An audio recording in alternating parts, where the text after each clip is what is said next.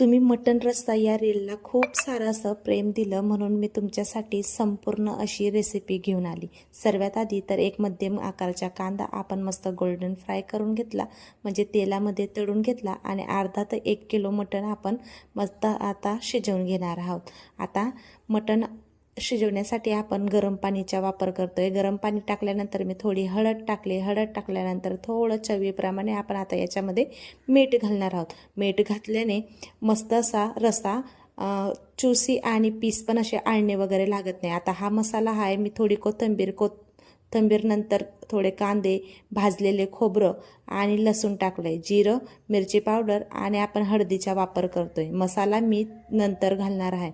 आता हे वाटण मस्त आपलं असं दळून तयार झालेलं आहे। आता कढईमध्ये तेल गरम केलं, तेलामध्ये आपण मसाला टाकून चांगला आता हा मसाला परतून घेणार आहोत।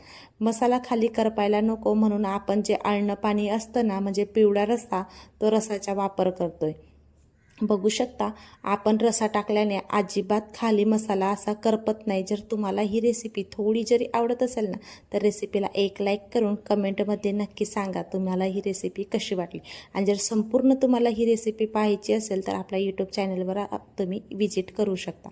आता मी 2 चमचा भरून घरगुती मटण मसाल्याचा वापर केलाय। मटण मसाला टाकल्यानंतर खाली करपायला नको म्हणून पिवळा रस्सा पण मी अधूनमधून टाकते। आता थोड्या टायमानंतर मी बघू शकता तुम्ही किती छान असं तेल चुटचुटलं आहे। थोडा गरम मसाल्याचा पण वापर केला। आता मसाल्याला मस्त तेल चुटचुटल्यानंतर आपण जे शिजवून घेतलेलं मटण होतं ते मटण आता याच्यामध्ये घालून घेणार आहोत।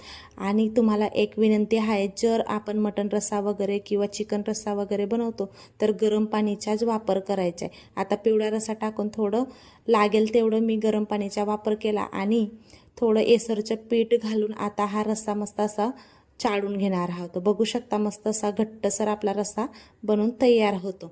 आता चवीप्रमाणे मीठ घातलं। मीठ घातल्यानंतर मस्त दणकून अशी उकळ आपल्याला घेऊन घ्यायची। सर्वात शेवटी आपण आता कोथिंबीर घालणार आहोत। कोथिंबीर घातल्यानंतर मस्त असे रस्सा आपला तयार झालेला आहे। मटण रस्सा कसा वाटला तुम्हाला नक्की मला कळवा। आता बाजरीची भाकर तर पाहिजेच ना, मटण रस्सा किंवा चिकन रस्सा बरोबर बाजरीचे भाकर सोबत अगदी मस्त अशी चव येते आपल्या जेवणाला।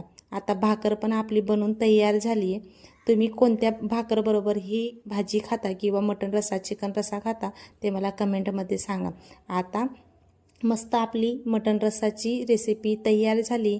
ठोका मग एक लाईक आणि कमेंट करा आणि सांगा तुम्हाला ही रेसिपी कशी वाटली। भेटूया अशाच एका नवीन रेसिपीमध्ये, तोपर्यंत खात राहा, मेन म्हणजे हसत राहा।